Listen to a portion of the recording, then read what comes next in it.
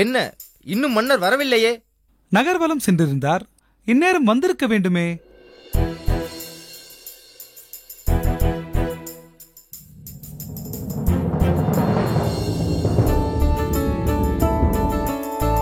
மாமன்னர் புகழ்ச்சோழன் வருகிறார். வணக்கம் அரசே.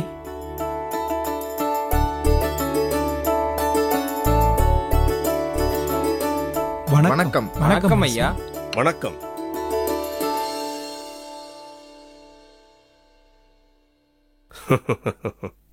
என்ன அமைச்சரே, நம் கரூர் அரண்மனைக்கு வந்ததில் மக்களுக்கு ஆனந்தம் தானே?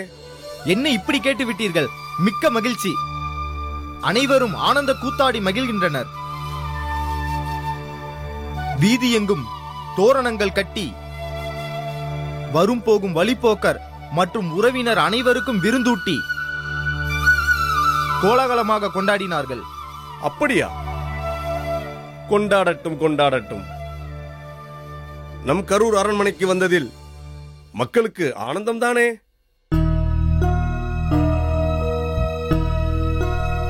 மன்னர் கேட்பதை பார்த்தால் நான் கூறுவதை நம்ப மறுப்பது போல் அல்லவா இருக்கிறது? அப்படி இல்லை.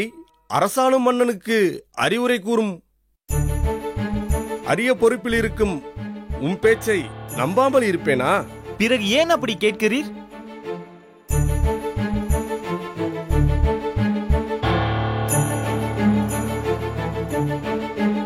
சரி, அதை விடுங்கள். நம் தொலைவில் இருக்கையில் நிர்வாகங்கள் எல்லாம் சரியான முறையில் தானே நடந்து வந்தது? சரியாகத்தான் நடந்தது. நானும் அப்படித்தான் நினைக்கிறேன். மன்னர் வீணா எதையும் கேட்க மாட்டீர். ஏதோ காரணம்.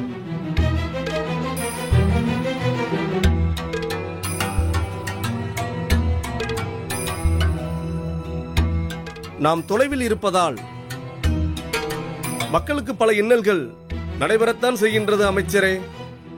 என்ன மன்னா? தங்கள் ஆட்சியில் யார் வேண்டுமானாலும் எப்பொழுது வேண்டுமானாலும் தங்கள் குறைகளை கூறலாம். ஓலைச்சுவடியில் எழுதி குறை குடத்தில் போட்டுவிடலாம் என்று ஏகப்பட்ட வழிகள் இருக்கும் பொழுது ஏன் இன்னல்கள் வரப்போகிறது? மக்கள் தமக்கு நடக்கும் குறைகளை கூறிவிடுவார்கள். ஆனால் இறைவனைத் தவிர எதுவும் எதிர்பார்க்காதவர்கள் சிவனடியார்கள். என்ன செய்வார்கள்? மன்னா, ஆம் அமைச்சரே, சிவனடியார்கள் எதையும் எதிர்பார்க்காதவர்கள். அவர்களுக்கு ஒதுக்கியதை யாரும் களவு செய்தால் கூட அவர்கள் அதை பெரிதாக எடுத்துக் கொள்வார்களா என்ன? அரசே, இறைவனுக்கு கட்டுப்பட்ட சமூகம் உள்ள தேசத்தில் அப்படியா நடந்துவிடும்?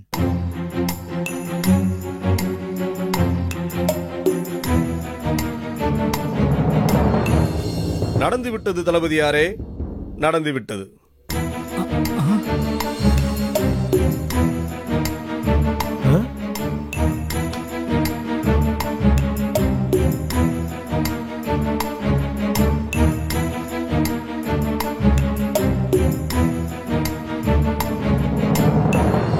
என்ன கூறுகிறீர்கள் அரசே?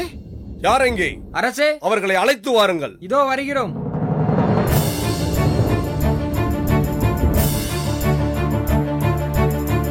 இவன் கரூர் சிவனடியார் உணவு கிடங்கின் நிர்வாகியாயிற்றே.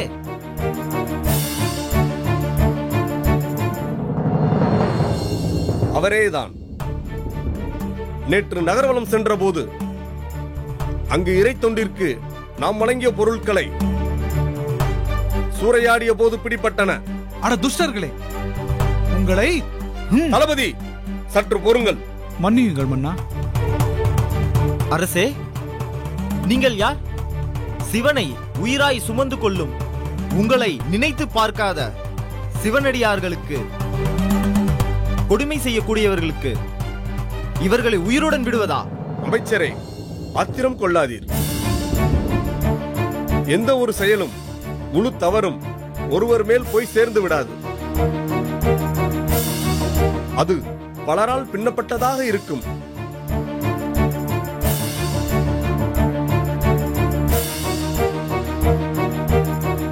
அவர் நிர்வாகத்தில் தவறு இருந்தால் அவரை நியமித்தது நாம் தானே? அப்படி என்றால் முதல் தவறு நம்முடையதுதானே? ஆ?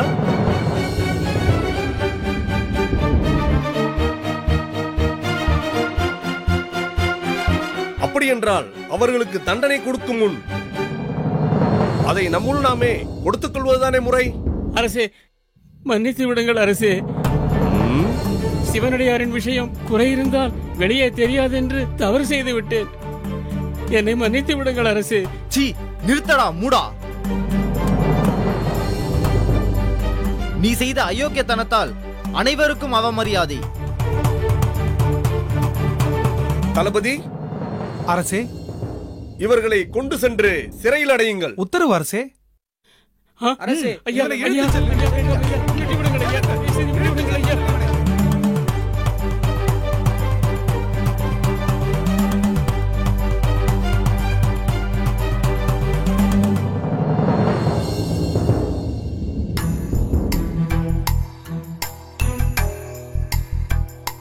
என்னை மன்னித்து விடுங்கள் அரசே. ஏன் அமைச்சரே, நடந்தவற்றிற்கு நானும் ஒரு வகையில் காரணம் தானே? அப்படி இருக்க நீங்கள் மன்னிப்பு கேட்க தேவையில்லை. அதுபோக இனி இவ்வாறு நடவாது இருக்க என்ன செய்யலாம் என்று ஆலோசிப்பது நல்லது.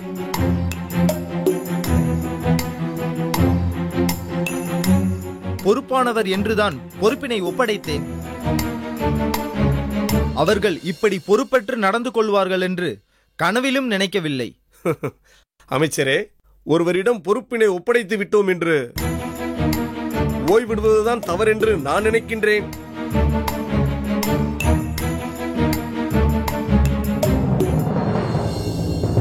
நாம் அடிக்கடி நடக்கும் சம்பவங்கள் நேரடியாகவும் மறைமுகமாகவும் கண்காணித்தபடி இருப்பது நல்லது.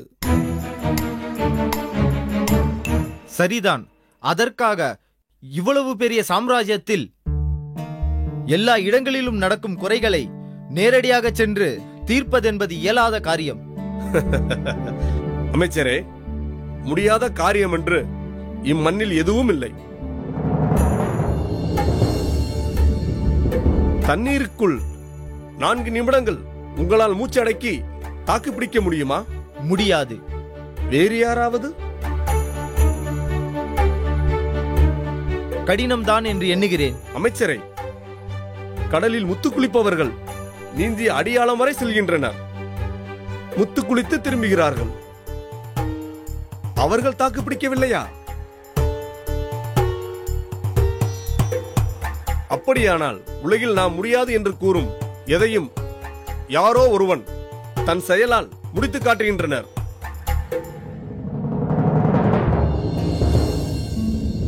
அதை மனதில் கொண்டு செயல்பட்டால் நல்லது. சரிதான் அரசே. சரி, இந்த பிரச்சனைக்கு நான் ஒரு முடிவெடுத்திருக்கிறேன்.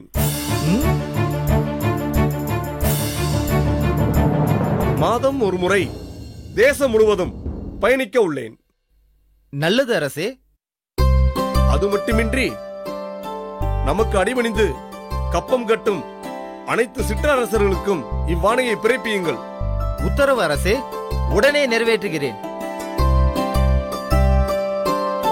இன்றே அனைத்து தேசங்களுக்கும் ஓலை அனுப்பி விடுகிறேன். நீங்கள் என்ன கூற வருகிறீர்கள் என்பதை நன்கு அறிவேன். அந்த சிவனடியார்கள் உணவு மண்டிக்கு உடனடியாக ஆட்களை நியமிக்க வேண்டும். களவு செய்த பொருட்களை உடனே சீரமைக்க வேண்டும். அவ்வளவுதானே? ஆமாம். நீங்கள் இதைத்தான் எண்ணுவீர்கள் என்பது எனக்கு நன்கு தெரியும். மன்னர் மனமறிந்த மந்திரம். அடடா. சரி, நான் கோவிலுக்கு சென்று வருகிறேன். அரசே, தங்களை காண சிவனடியார் ஒருவர் வருகை தந்துள்ளார். அவர் அறையில் காத்திருக்கிறார். என்ன அமைச்சரே, சிவனடியாரை காக்க வைப்பது முறையா? என்ன காரியம் செய்து விட்டீர்? எங்கு அவர்? உள்ளே வாருங்கள்.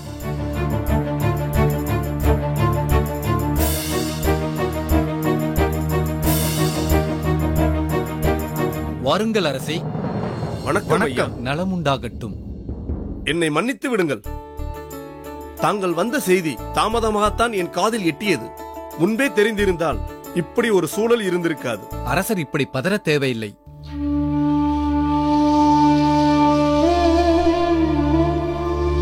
இறைவனுக்கு அடிபணிகள் செய்யும் அடியவர்களுக்காக காத்திருக்கலாம். அடியவர்களை காக்க வைப்பது மகா பாதகம். அந்த தவறை செய்துவிட்டு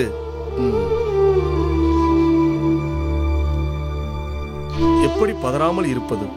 அரசராய் இருப்பினும் அடியவர் மாண்பிற்கு மதிப்பளிக்கும் உம்மை போன்றவர் இருக்கையில் சைவ நெறி இந்த பிரபஞ்சம் முழுவதும் பரவி விரியும்.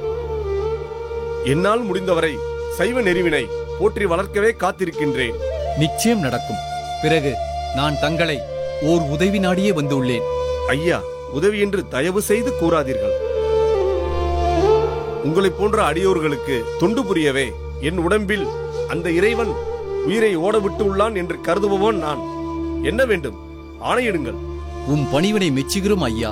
திருவானை கோவிலில் பசுபதி ஆண்டவர் எழுந்தருளியிருப்பது உமக்கு தெரியுமல்லவா? ஆம், அந்த மலைக்கோயில். ஆமாம், அங்கு அவர் புகழ் காற்றைப் போல் பரவி மக்கள் வரத்து 2 மடங்கு அதிகரித்தது. அங்கிருக்கும் மக்கள் தங்களால் முடிந்ததை கொடுத்து அன்னதானம் இடுகின்றனர். அது போதுமான நிறைவு அளிக்கவில்லை. ஆதலால் தங்களிடம் திரு உதவி நாடி வந்துள்ளேன். அமைச்சரே, அரசே, இப்போவே அங்கு தேவைக்கு அதிகமாய் உணவுப் பொருட்களையும் தானியங்களையும் அனுப்பி வையுங்கள். கோயில் அருகில் இருக்கும் நம் நிர்வாகத்தில் உள்ள நிலங்களை கோவிலுக்கு எழுதி வைத்து விடுங்கள். அங்கு வேலை செய்து கோவிலுக்கான உணவு தானியங்களை உற்பத்தி செய்து கொள்ளட்டும். உத்தரவு அரசே. வேலை பார்ப்பவர்களுக்கும் அரசவை கணக்கில் ஊதியம் வழங்குங்கள். இவை அனைத்தும் உடனே நிறைவேற்றுங்கள். உத்தரவு அரசே. இறைவனுக்காக வில்லிலிருந்து புறப்பட்ட நான் போல் சீறி பாய்ந்து சேவைகள் செய்யும் உம்மை எங்கனம் எண்ணி வியப்பதும். ஐயா, வேறேதேனும்? நிறைவென்றால் இது என்று அறிந்து கொண்டோம். அங்கு இரவில் கள்வர்கள் பயம் இருப்பதாக கூறுகின்றனர். களைப்பு அறியாதிருக்க இரவில் மலையை நோக்கி மக்கள் யாத்திரை செல்வார்கள். இப்போது குந்தகம் வந்துவிடுமோ என்று பயமாக இருக்கிறது. ஐயா, என் ஆட்சியில் கள்வர்கள் தொல்லை இருக்கக்கூடாது. அதுவும் சிவனை நாடி வருபவர்களுக்கு நிச்சயம் இருக்கக்கூடாது. நானே நேரில் சென்று அவர்களை பிடித்து, அது மட்டுமின்றி அங்கு அரண்மனைக்கு நிகராக காவல் படையும் நிறுத்தி விடுகிறேன்.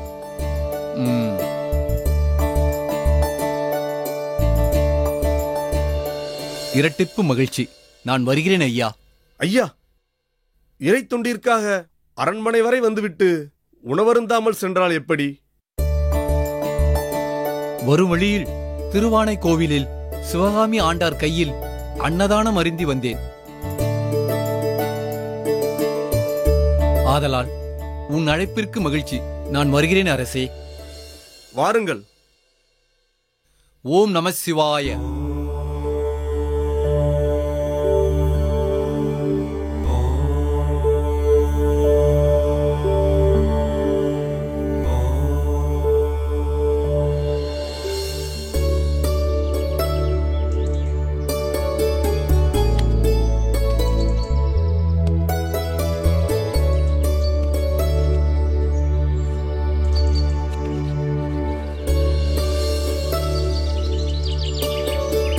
என்ன தட்சணா, மண்டி வியாபாரம் எப்படி நடக்கின்றது?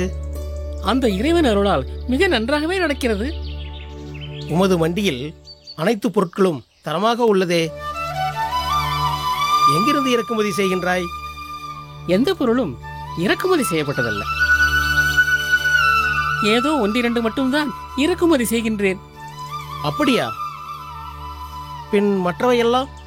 மற்ற பொருட்கள் அனைத்தும் என் தோட்டத்தில் விளைகின்றன. தோட்டத்தில் உள்ள அனைத்து பொருட்கள் தரவாரியாக பிரித்து விடுவேன். எவையெல்லாம் முதல் தரத்தில் இடம் பெறுகின்றனவோ அவை அனைத்தையும் மண்டிக்கு கொண்டு வந்து விடுவேன். பின்பு நல்ல விலைக்கு விற்று விடுவேன். மற்ற எல்லாவற்றையும் என்ன செய்வீர்கள்? இரண்டாம் தரத்தை விதைக்காக ஒதுக்கி வைப்பேன்.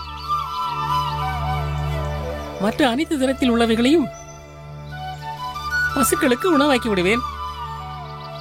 பசு தரும் பாலினை எடுத்து அபிஷேகத்திற்கு கொடுத்து விடுவேன்.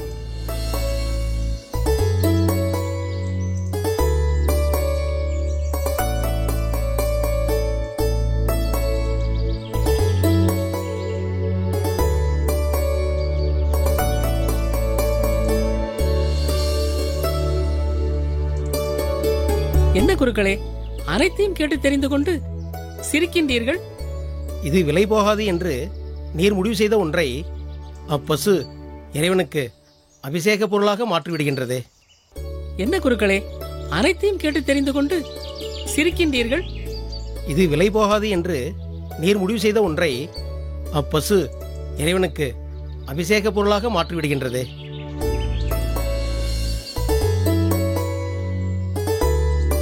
அதை நினைக்கையில் மெய் சிலிர்க்கின்றது தட்சணா. அதனால் தான் பசுவை தெய்வமாக வணங்குகின்றோம். எப்பொழுதும் நாங்கள் தான் உங்களை தேடி வருவோம். ஆனால் இன்று நீங்களே தேடி வந்துள்ளீர்களே, என்ன விஷயம்? ஆம், அதற்கும் நீங்கள் தான் காரணம். என்ன, நான் காரணமா? என்ன குருக்களை கூறுகின்றீர்கள்? எப்பொழுதும் அனைத்து பொருட்களையும் தவறாமல் அனுப்பிவிடுவாய். ஆனால் இம்முறை சில பொருட்களை மறந்துவிட்டாய்.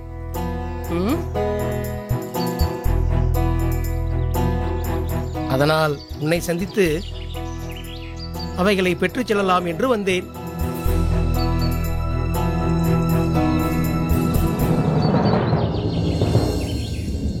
என்ன குருக்களை கூறுகின்றீர்கள்? நான் பொருட்களை சரியாகத்தானே அனுப்பியுள்ளேன். அட இல்ல தட்சணா, நீ சரியாக அனுப்பியிருந்தால் நான் இங்கு வந்திருக்க மாட்டேன் அல்லவா?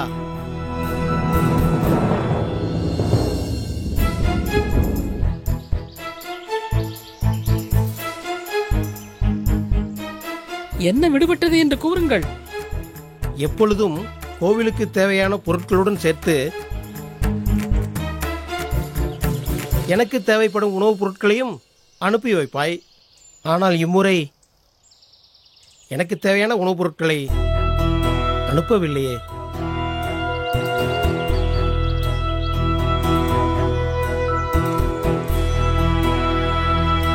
உன் வேலை காரணமாக மறந்திருப்பாய் போல.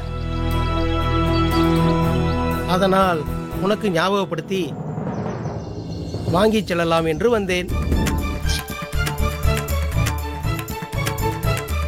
ஓ, அதுவா? என்ன, ஞாபகம் வந்து விட்டதா தட்சணா? குருக்களே, நான் என்ன மறதி நோய் உள்ளவனா மறப்பதற்கு?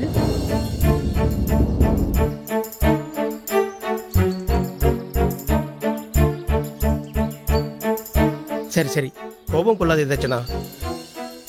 எனக்கு கோவிலில் தலைக்கு மேல் வேலை உள்ளது. நீ தாமதிக்காமல் கொடுத்தால் மிக நன்று.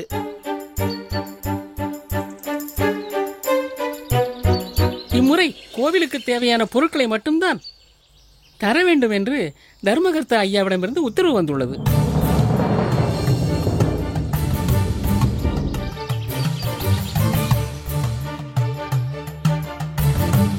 என்ன கூறுகின்றாய் தட்சணா? நீர் தர்மகர்த்தா சொல்லை மீறி நடந்து கொண்டீராமே. அதனால் இனி உமக்கு கோயில் கணக்கில் பொருட்கள் கொடுக்க கூடாது என்று கூறிவிட்டார். அப்படியா? ஆம்.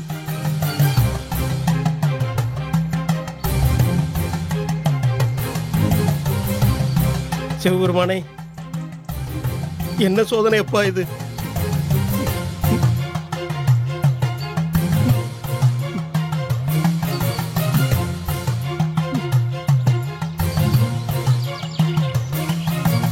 உம்மை பார்த்தாலும் பாவமாகத்தான் உள்ளது. நீரோ என் பால்ய நண்பன். வேண்டுமானால் ஒன்று செய்யும். என்ன தட்சணா செய்ய வேண்டும்? பொருள் கேட்டு இவ்வளவு தூரம் வந்துள்ளாய்.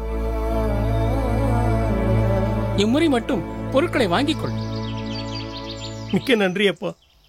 இனாமாக அல்ல குருக்களே. ம்.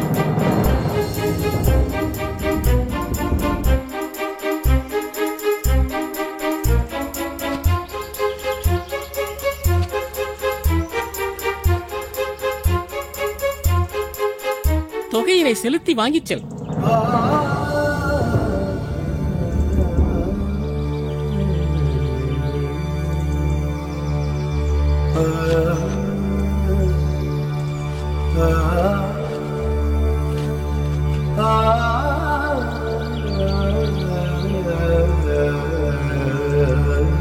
என்ன, வாங்குவதற்கு பணம் இல்லையா?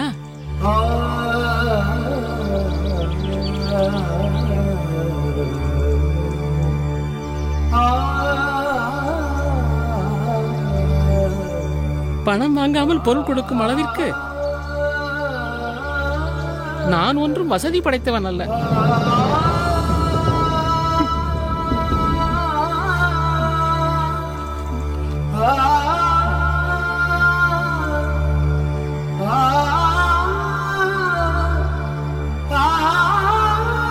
என்னை மன்னித்து விடப்பா.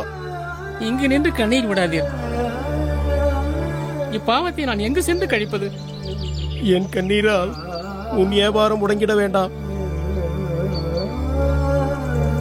நான் செல்கிறேன்.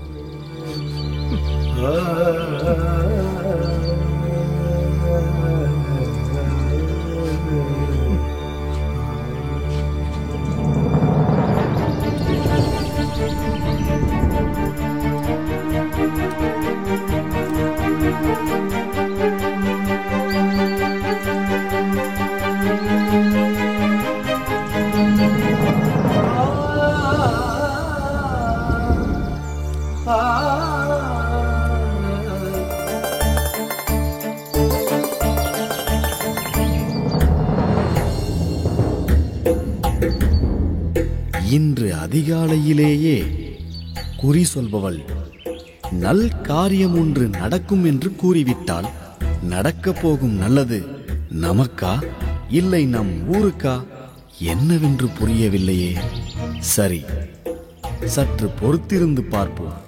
குறி சொல்பவர்கள் கூறுவது கண்டிப்பாக நடக்கும் என்று கூறுவார்களே.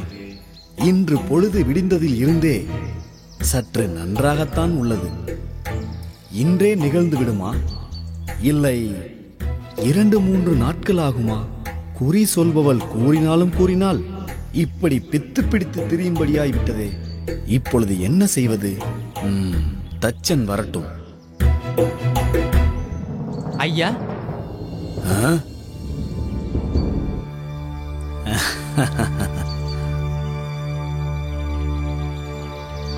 வாப்பா தச்சா, ஏதோ நல்ல செய்தி கூற வந்திருக்கிறாய் போல.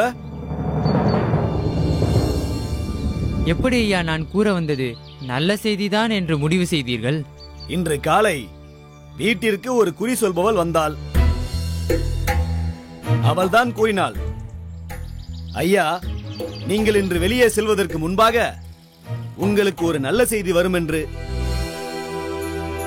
நானும் என்னவென்று யோசித்து பார்த்தேன்.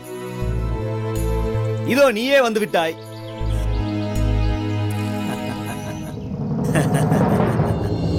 குறி சொல்பவள் மிகவும் சரியாகத்தான் கூறியிருக்கிறாள் ஐயா. பின்பு என்ன? யோசிக்காமல் விஷயத்தை கூறு. சிவகாமி ஆண்டார் இன்று மண்டிக்கு வந்தார்.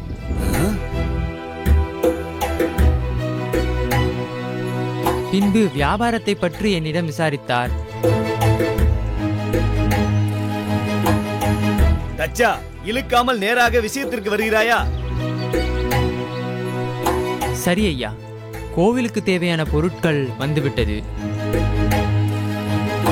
ஆனால் எனக்குரிய பொருட்கள் வரவில்லையே. அதனால் என்னவென்று விசாரித்து வாங்கிச் செல்லலாம் என்று வந்ததாக கூறினார். அவன் வருவான் என்று எனக்கு நன்றாக தெரியும். நான் உடனே கூறிவிட்டேன் ஐயா. உனக்கு கொடுக்க வேண்டும் என்று இம்முறை எனக்கு அறிவிப்பு வரவில்லை என்று. சபாஸ், மிக சரியாக கூறிவிட்டாய். ஐயா, இப்படி கூறியவுடன் குருக்கள் முகத்தை பார்க்க நீங்கள் இல்லையே. அப்படி பார்த்திருந்தால் இப்போது அடைந்த சந்தோஷத்தை விட அதிகமாகவே சந்தோஷம் அடைந்திருப்பீர்கள்.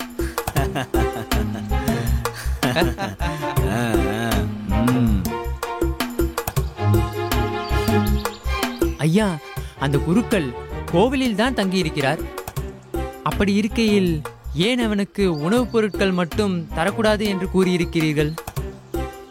அதற்கு அவனை கோவிலில் தங்க அனுமதி மறுத்திருக்கலாமே. அப்படி செய்திருந்தால் அவன் வேறு ஏதோ ஒரு மரத்தடியிலே தங்கி மீண்டும் என்னை மதிக்காமல் இருந்திருப்பான். என்னை எதிர்த்தால் என்ன நடக்கும் என்று இப்போது அவனுக்கு புரிந்திருக்கும்.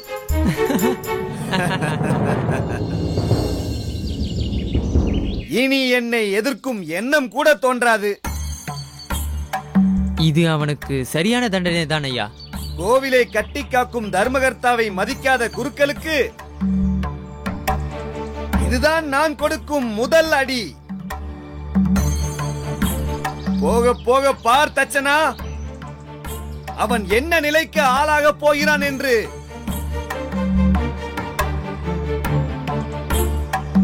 சரி ஐயா, நான் சென்று வருகின்றேன். அதற்குள்ளாகவா? வந்த வேலை முடிந்துவிட்டது. இப்போது நான் செல்வதுதானே முறை.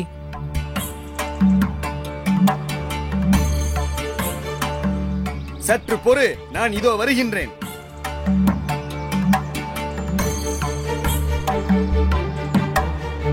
என்ன சற்று நேரம் யோசித்தார், இப்போது என்னை காத்திரு என்று சொல்லிவிட்டு செல்கிறாரே. வேறேதும் வேலை கொடுக்க போகிறாரோ?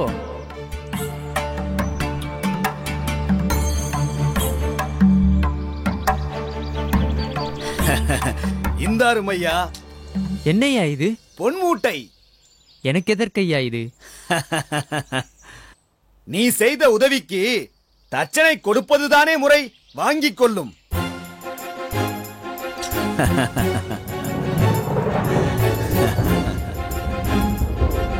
சென்று வா.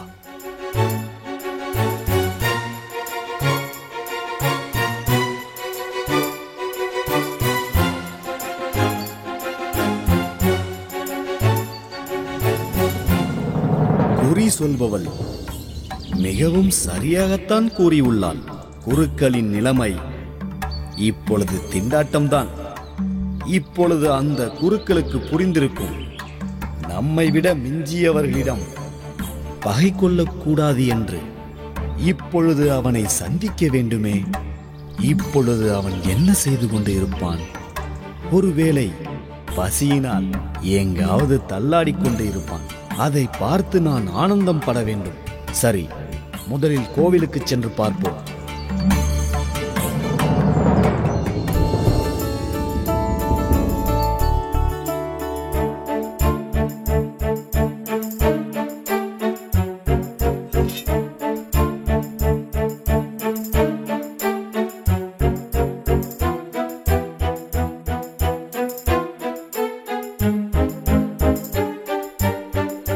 அரசே, மலைக்குழி கள்வர்களை பிடிக்க தாங்கள் செல்ல வேண்டுமா?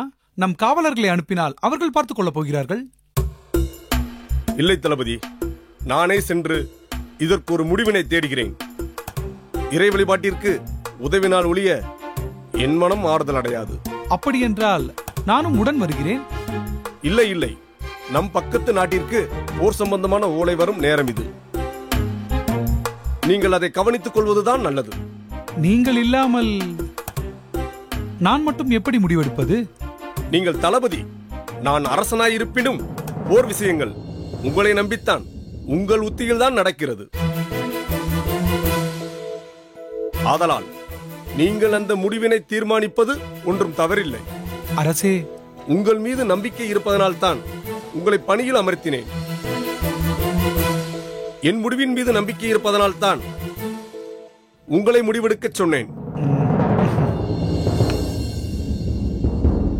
அரசே, தங்களுக்கு பரிசாய் குதிரை வந்துள்ளது அரசே. குதிரையா? ஆமாம் அரசே.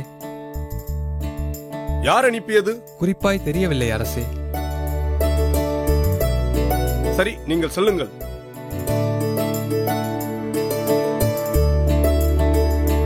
வாருங்கள் செல்லலாம். உத்தரவு அரசே.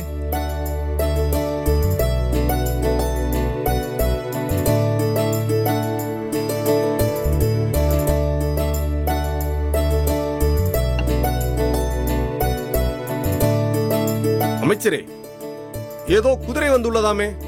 ஆமாம் மன்னரே. அதை பற்றி தாங்களுக்கு ஏதாவது? அந்த குதிரையின் பல கிரீடங்களுடன் ஓர் ஓலையும் வந்துள்ளது அரசே. காவலாளி, ஐயா, இந்தாருங்கள் ஐயா. தாங்களே படியுங்கள். இமயம் வரை கொடி நாட்டி 8 திக்கும் புகழ் பரப்பி நிகரில்லா செழிப்புடன் நிமிர்ந்து நிற்கும் அயனைய சோழன் வழி தோன்றிய சோழரசே, புகழ் சோழ மாமன்னருக்கு எங்கள் என்ன எங்கள் வணக்கம் என்று பன்மையில் அழைக்கிறார்கள் என்று நினைக்கின்றீர்களா? ஆம் மன்னா. குதிரை சுமந்து வந்த பற்பல கிரீடங்களை காணும் பொழுதே தங்களுக்கு புரிந்திருக்கும். இது நம் அண்டை தேசத்து மன்னர்கள் கூட்டம் என்று. சோழகுல வீரம் உலக அறிந்ததாயிற்றே. அங்கு உறையூரில் வாழும் கோழி கூட யானை தன்னை கொத்தி வீழ்த்திய கதையை உலகம் அறியுமே.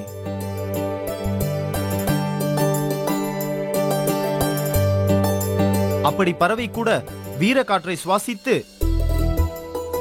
வேட்கை கொண்ட உம்பூரில் படையெடுத்து எங்களால் மாள முடியாது.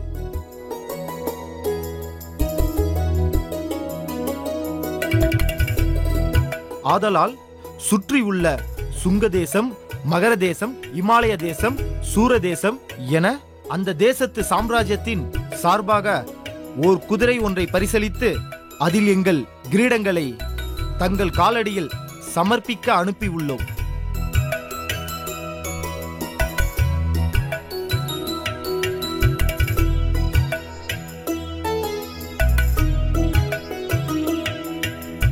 வேகம் கொண்ட வேங்கை தன்னை நேரில் காண மனமில்லையே இம்முடிவும். இனி உங்கள் செங்கோற்கை குடையின் கீழ் தங்களுக்கான வரியினை கட்டிவிடுகிறோம்.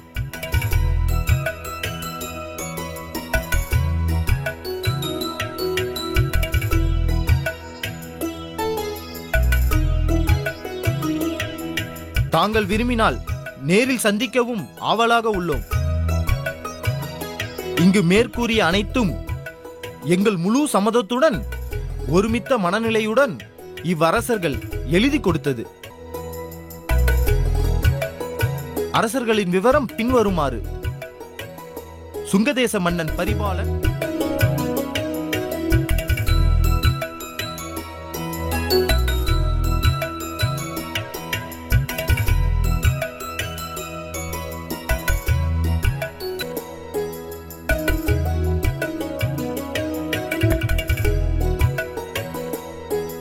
நீர் வாழ்க, உன் கொற்றம் வாழ்க. வாழ்க சோழ புகழ், வளர்க மன்னராட்சி. என்ன அமைச்சரே, போர் செய்து நமது வீரத்தை நிலைநாட்டினால் தானே நமக்கு பெருமை. இப்படி போனால் என்ன ஆவது?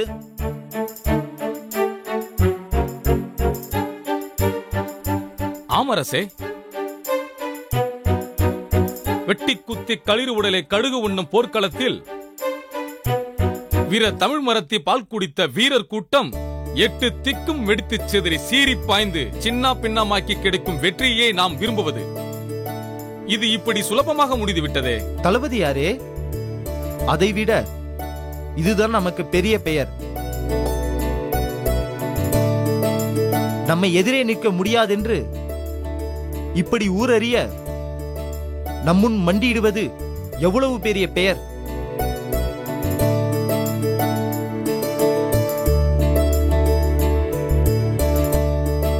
போர் என்றால் இழப்புகள் இருக்கும். எந்த இழப்பும் இன்றி நாம் அடைந்திருக்கும் இந்த வெற்றி என்னவென்று கூறுவது?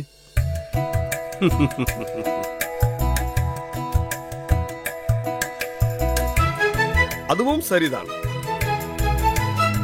அதுபோக போர்ப்படை என்பது தனி கிடையாது. மக்கள்தான் படையில் உள்ளனர்.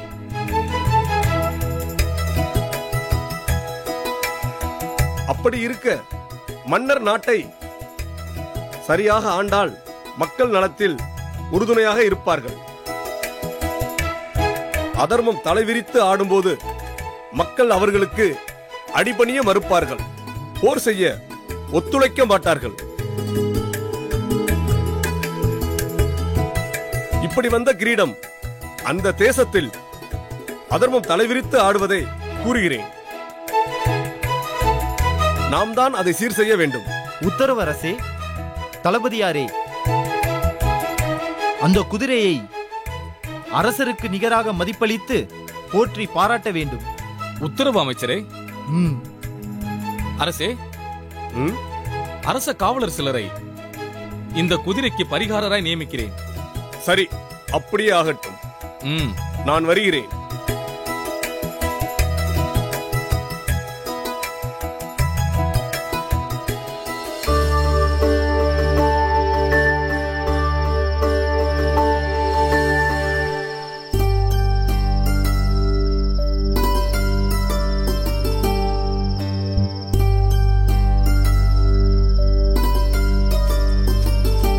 கோவிலுக்கு சென்று வரலாம் என்றால் அவசர அவசரமாய் என்னை இழுத்து வந்து விட்டாய்.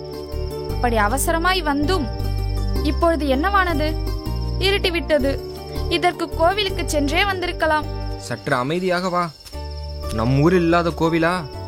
ஆமாம், எதற்கெடுத்தாலும் இதையே கூறிவிடு.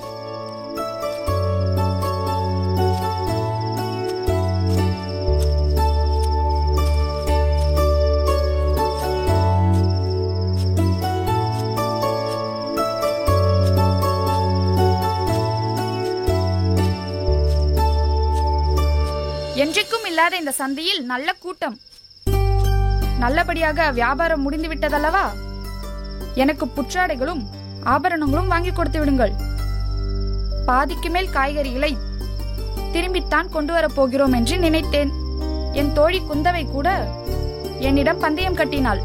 ஊர் போனதும் முதலில் அவளிடம் பந்தய பணத்தை வாங்கிவிட வேண்டும். அண்ணா, அண்ணா. ஏன் இப்படி கத்துகிறாய்? வாயை மூடிக்கொண்டு பேசாமல் வா. அப்படியென்றால் இவ்வளவு நேரம் நான் கூறியது எதுவும் உன் காதில் விழவில்லையா? என்ன பேசினாய்? என்ன பேசினேனா? உன் கவனத்தை எதில் வைத்திருக்கிறாய்? ஏ வானதி, நீ என்ன சிரிப்பில்லையா? நாம் எங்கிருக்கிறோம் என்று தெரியுமா? ஆலிக்காடு. வெறும் ஆலிக்காடா? இரத்த வெறி கொண்ட கொடிய மிருகமும் உயிர் கொள்ளும் பேய் பிசாசும் நடமாடும் காடு. அப்படியா? என்ன அப்படியா? இருட்டுவதற்குள் சந்தையை முடித்துவிட்டு ஊர் சென்று விடலாம் என்றால் அதற்குள் இருட்டி விட்டது. எப்படி இந்த காட்டை கடப்பது என்று நான் நினைக்கிறேன். நீ கதையாடி கொண்டிருக்கிறாய். எதற்கு வீணாய் பயம் கொள்கிறாய் அண்ணா? வீணாய் பயம் கொள்கிறேனா? ஏன், உனக்கு பயம் இல்லையா? ஏன்? ஏனென்றால் நான் இதுவரை அப்படிப்பட்ட கொடிய மிருகத்தையோ பேயையும் பார்த்ததில்லை. இன்று இரவு பார்த்து விடலாம் என்று ஆர்வத்தில் பேசுகிறேன். இருப்பாய் இருப்பாய், ஏதாவது முன் வந்து நின்றால் தெரியும். வரட்டும் வரட்டும். வாயை மூடிக்கொண்டு வேகமாக நடந்து வா. இன்னும் 2 கல் தொலைவில் ஊர் வந்துவிடும். பிறகு பயமின்றி மெதுவாக செல்லலாம். என்ன நீ ஒரு ஆண் பிள்ளையாக இருந்து கொண்டு இப்படி பயம் கொள்கிறாய்?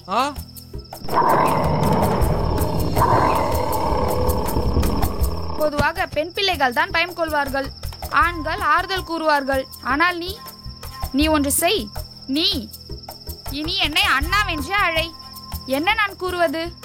அண்ணா, அண்ணா, அண்ணா, அண்ணா, அண்ணா எழுந்திரி அண்ணா, அண்ணா, அண்ணா, அண்ணா, அண்ணா, அண்ணா எழுந்திரி அண்ணா, அண்ணா எழுந்திரி அண்ணா, அண்ணா என்னவாயிற்று அண்ணா, அண்ணா, அண்ணா எழுந்திரி அண்ணா, அண்ணா, அண்ணா உனக்கு என்னவாயிற்று அண்ணா?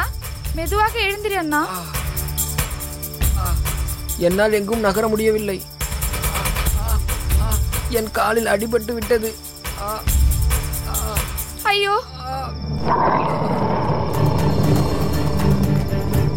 என்னால் எழுந்து கொள்ள முடியவில்லை. வானதி,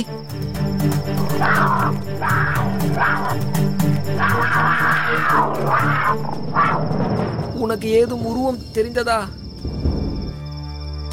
இல்லையே.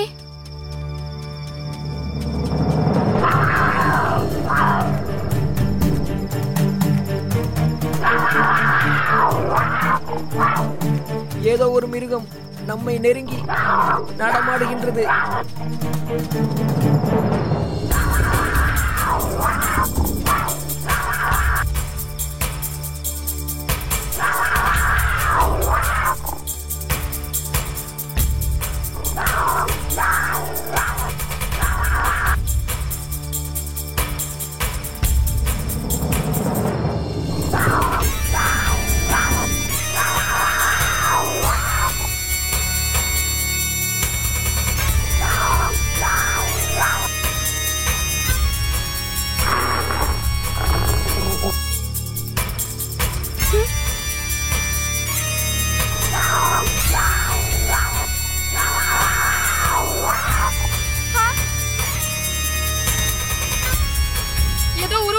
சத்தம் கேட்கிறது.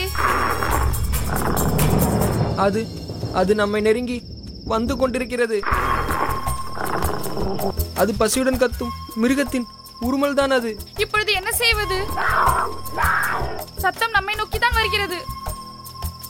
எழுந்திரி அண்ணா, நாம் சென்று விடுவோம். அண்ணா எழுந்திரி அண்ணா, நாம் சென்று விடுவோம். வானதி, நீ இங்கிருந்து சென்று விடு. என்னால் முடியாதண்ணா. உன்னை விட்டு இந்த சகோதரி மட்டும் உயிர் வாழ்ந்து என்ன செய்ய போகிறாள்?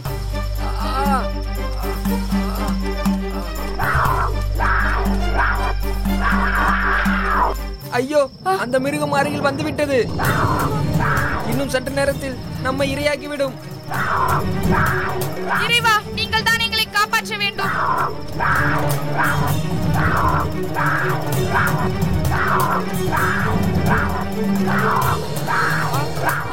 ஓம் நம சிவாய, ஓம் நம சிவாய, ஓம் நம சிவாய, ஓம் நம சிவாய.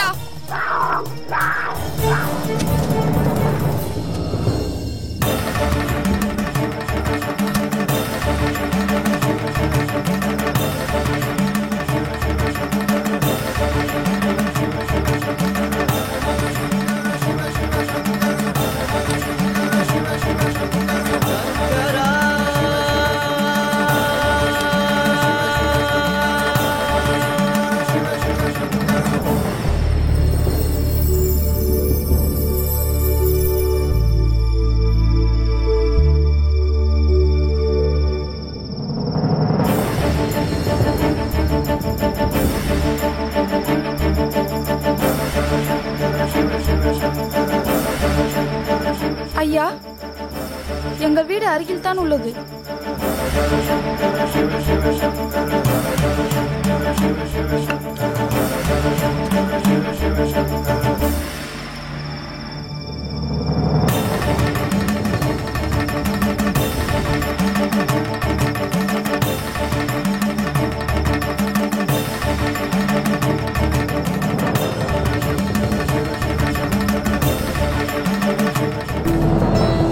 வரப்போகும் சிக்கல் தெரியாமல் குதிரையில் ஓலை வந்ததில் இருந்து அரசர் மகிழ்ச்சியில் இருக்கிறார்.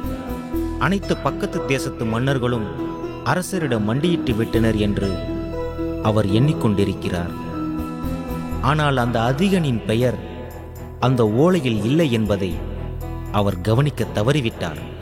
அவன் பகையை மனதில் வைத்துக்கொண்டு சரியான சந்தர்ப்பத்தை எதிர்பார்த்து காத்து கொண்டிருப்பான்.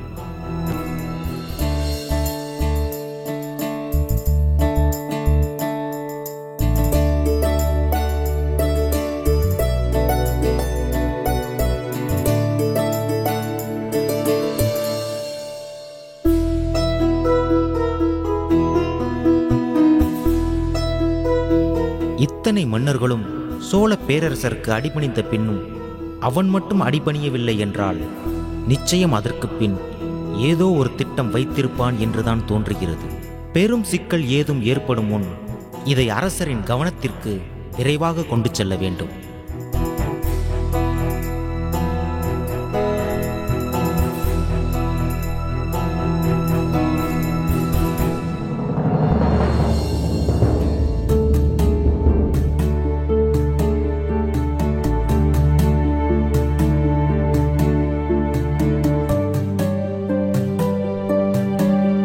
என்ன அமைச்சரே, ஏதோ யோசனையில் இருக்கிறீர்கள். அமைச்சரே! மன்னா! என்ன அமைச்சரே?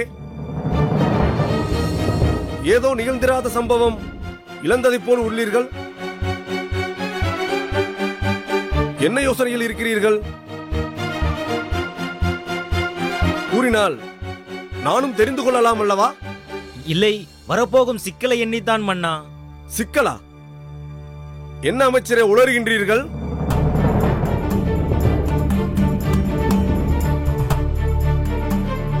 எல்லா பகை தேசத்திலும் வந்து நம்மிடம் மண்டியிட்ட தருவாயில் இனி என்ன சிக்கல் வரப்போகிறது? எல்லோரும் வந்துவிட்டதாக தாங்கள் கருதுகிறீர்கள். ஆனால் அதிகன்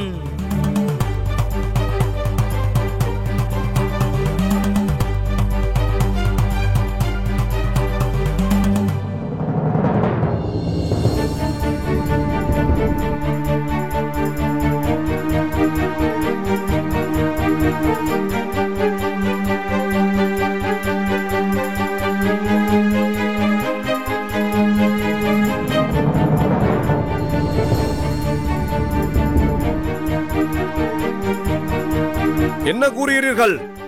ஆமண்ணா, விஜய நாட்டு மன்னன் அதிகனின் பெயர் மட்டும் அந்த ஓலையில் இடம்பெறவில்லை. அதற்கு அவன் இன்னும் நம்மீது பகையுடன் தான் காத்திருக்கிறான் என்று மட்டும் உறுதியாய் தெரிகிறது. போயும் புறமுதுகிட்டு ஓடி மலைகளில் மறைந்து கொண்ட அந்த கோழையை பற்றியா பேசுகிறீர்கள்?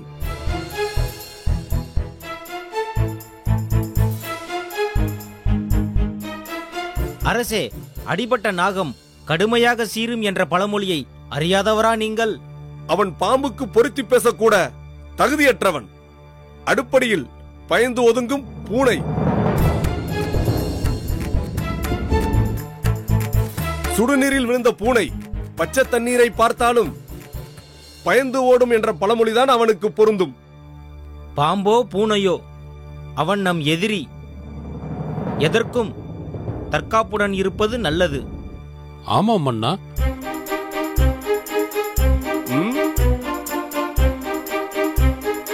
சரி, அதற்கான ஏற்பாட்டை செய்யுங்கள். அவன் எனக்கு நிகரான எதிரி இல்லை, அது மட்டும் உறுதி. நீங்கள் தான் வீணாய் பயம் கொள்கிறீர்கள். பயமா? புகழ் சோழன் ஆளும் தேசத்தில் பயம் என்ற வார்த்தைக்கு கூட யாரும் அடைக்கலம் கொடுக்க மாட்டார்களே. இருப்பினும் வருமுன் விழிப்புடன் காத்திருப்பது நல்லதுதானே? வேட்டை வேங்கைக்கு புதிதல்ல. பாய்ந்து சீறி ரத்த செறிய செய்யும் கூர் நகங்களாய் நம் படை வீரருக்கும் தாங்கள் உடன் இருக்கையில் அயல் தேசக்காரர் அனைவரும் அடிபணிந்து விட்டனர்.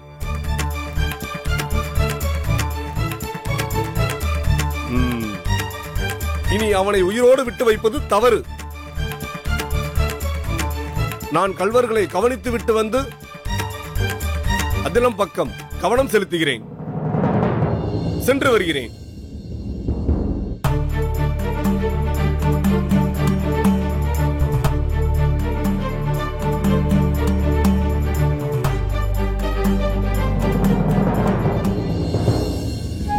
சற்று பொறுத்துக் கொள்ளுங்கள் அண்ணா.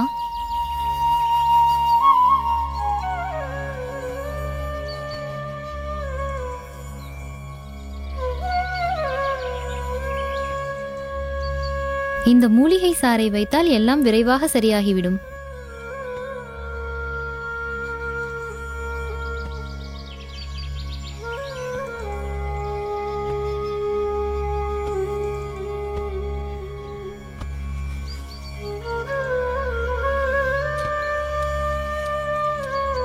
வானதி, வா மல்லிகை.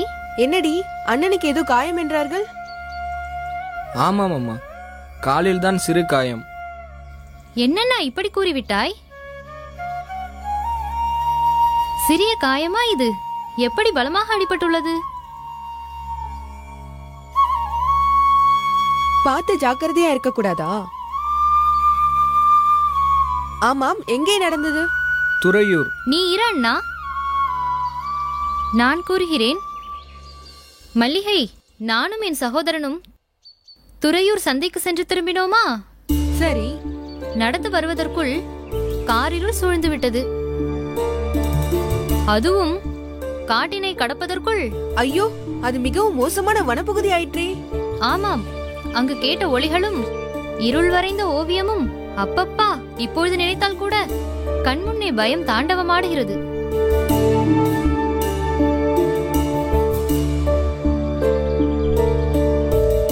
அப்போது அண்ணன் ஒரு மிருகத்தை பார்த்து பயந்து மயங்கி விழுந்து விட்டார்.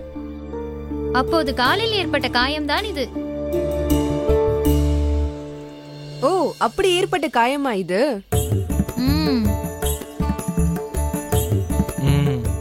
அந்த காடு பயங்கரமான காடு ஆயிற்றே. அந்த மிருகத்திடமிருந்து எப்படி தப்பித்தீர்கள்? சொல்கிறேன் கேள். அது எங்கள் அருகில் வரும்போது பயங்கர சத்தம் கேட்டது. இன்னும் சற்று நேரத்தில் எங்களை உணவாக்கிவிடும் என்ற நிலையில் அப்பொழுது அங்கு ஒருவரா? யார் அது? என்ன இப்படி சாதாரணமாக கேட்டுவிட்டாய்? 1000 சூரியனின் பிரகாசம், அவர் கண்களில் பௌர்ணமி நிலவின் குளுமையும், அதனூடே ஆளரவமற்ற காட்டிற்குள் இருக்கும் பேரமைதியை போல் ஓர் நிசப்தம். வேட்டை வெட்டர்வாள் பின்வாங்கும் உடல் தினம் கொண்ட ஒரு மாவீரன். வர்ணித்தது போதும், யார் என்று கூறு. யாரென்று தெரிந்தால் நான் கூறிவிட மாட்டேனா? என்ன கூறுகிறாய்? எங்களை அந்த மிருகத்திடமிருந்து காப்பாற்றி பத்திரமாக வீடு சேர்த்தார். பின் ஒரு வார்த்தை கூட பேசாமல் போய்விட்டார்.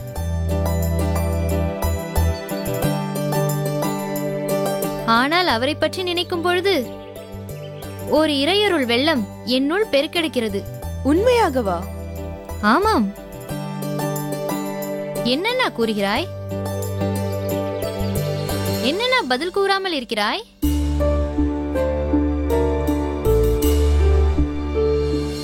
ஒரு முறை என்றால் பரவாயில்லை.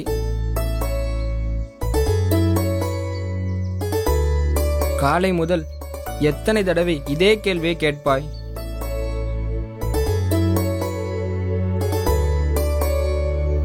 சரி சரி, அண்ணன் ஓய்வெடுக்கட்டும். நாம் மலர் பறித்து வருவோம். சரி மல்லிகை. அண்ணா, நீ ஓய்வெடுத்துக்கொள், நான் சென்று வருகிறேன். பார்த்து சென்று வாருங்கள்.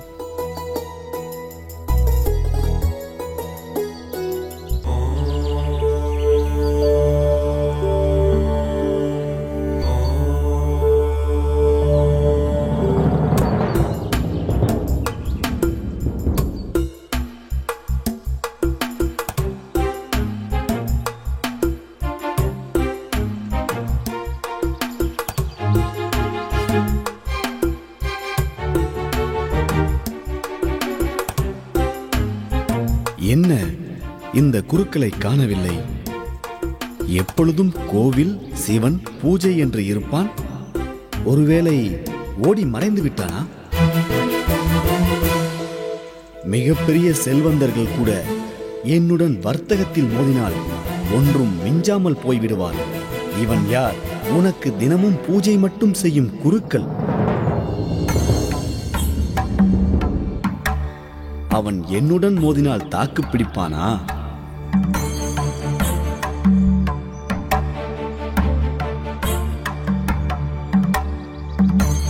நீ ஏதும் கவலை கொள்ளாதே. நான் உனக்கு ஒன்றும் குறை வைக்க மாட்டேன். உனக்கு ஏதும் குறை வைத்தால் எனக்கும் என் பதவிக்கும் தான் மரியாதை குறையும். உன்னையே நினைத்து உனக்கு மட்டும் பூஜை செய்தவனின் நிலை என்னவென்று தெரியவில்லை. இவன் எங்கு சென்றிருப்பான்? சரி, சற்று தூரம் சென்று பார்க்கின்றேன். எங்கேயும் மயங்கி விழுந்து உள்ளானா என்று.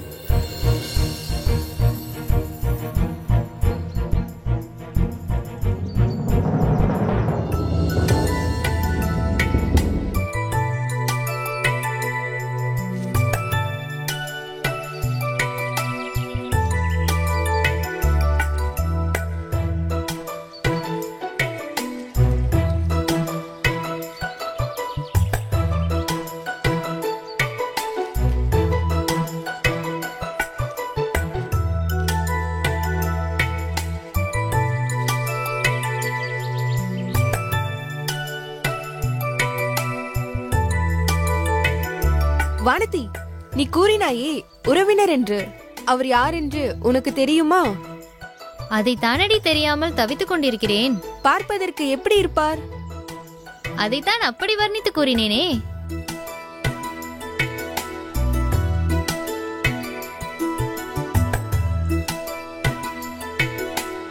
ஆயிரம் சூரியன் பௌர்ணமி என்றால் எப்படி புரியும்? நீ வேண்டுமானால் தேவலோக மங்கையாக இருக்கலாம். பல விஷயங்கள் உனக்கு புரியும். எனக்கு புரியாதம்மா. ஆள் எப்படி இருப்பார் என்றால் எனக்கு தெரியுமா என்று பார்ப்பேன். ஆமாம் மல்லிகை, நான் அவரை காண வேண்டும். அவரை பற்றி கூறுகிறேன், உனக்கு தெரியுமா என்று பார்க்கிறாயா? கூறு பார்க்கலாம். நல்ல உயரம், ஆஜானுபாகுவான தோற்றம், சடைமுடி அடித்தோட தொங்கவிட்டு இருப்பார். சரி. பிறகு உடல் முழுதும் விபூதி அணிந்திருப்பார்.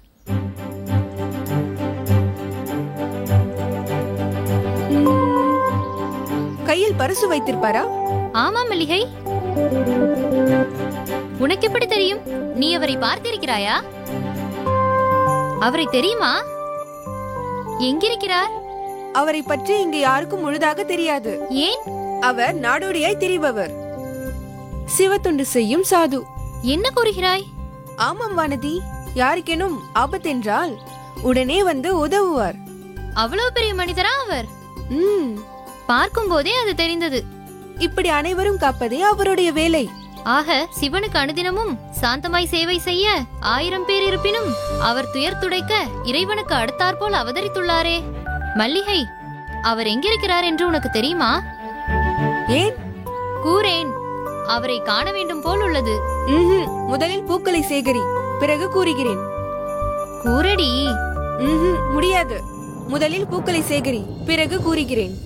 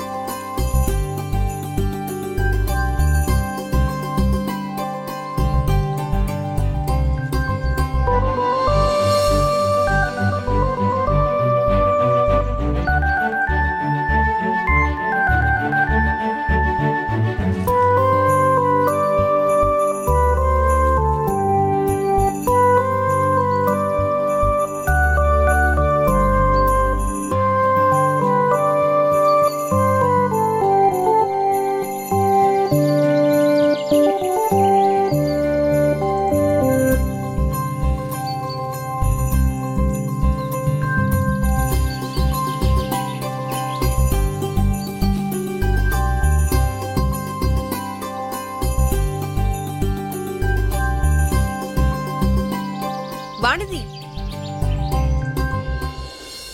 என்னடி? பூக்கள் இதோ.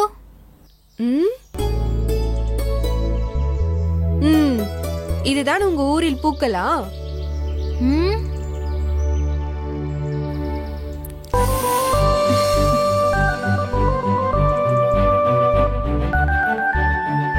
சத்தியமாக உனக்கு ஏதோ ஆகிவிட்டது.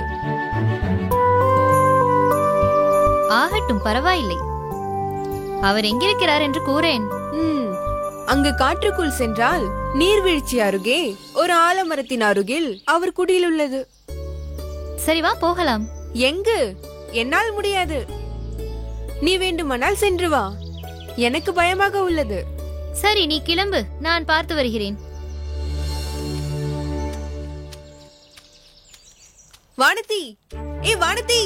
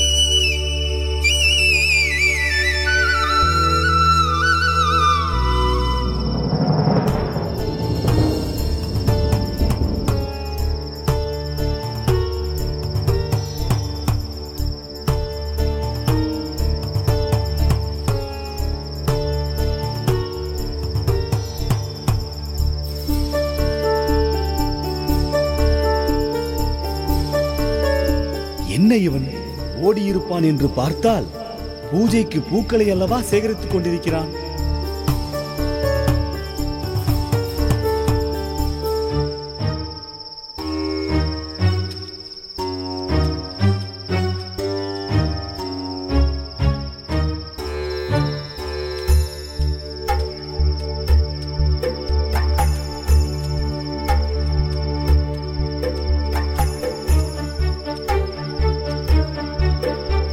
இந்த குருக்களுக்கு இத்தனை இன்னல்கள் தந்த பிறகும் எந்த ஒரு வருத்தமும் இன்றி இங்கு வந்து பூப்பறிக்கின்றான்.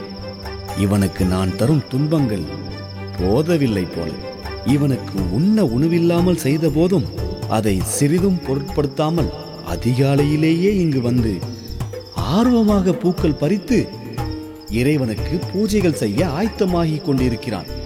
இறைவனுக்கு பூஜைகள் செய்வதிலும் இறை தொண்டு செய்வதிலும் தான் இவன் எண்ணம் முழுதும் இருக்கின்றது. உணவில்லாமல் இருந்தும் எந்த ஒரு சோர்வும் இவன் பூக்கள் பறிக்கும் போது முகத்தில் தெரியவில்லையே. இவன் உணவுக்கு என்னதான் செய்கிறான் என்று சற்று தூரம் பின்தொடர்ந்து பார்ப்போம்.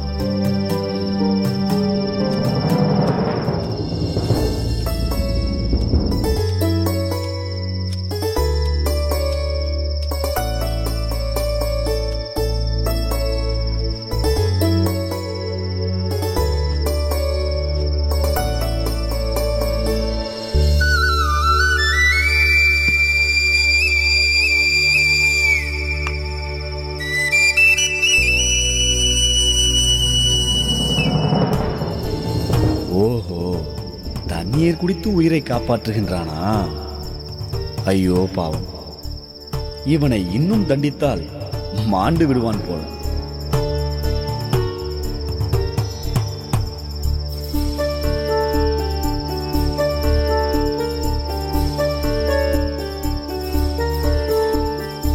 இப்பொழுது அவனுக்கு புரிந்திருக்கும் நான் யார் என்று.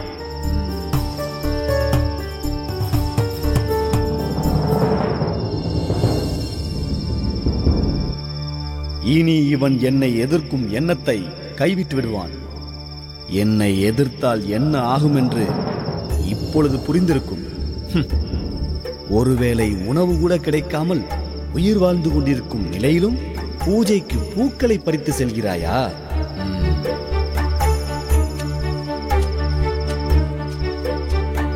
இந்த கோவிலையே கட்டி காக்கும் தர்மகர்த்தாவான என்னை எதிர்த்து செயல்பட இன்னும் உனக்கு துணிவிருக்கிறதா?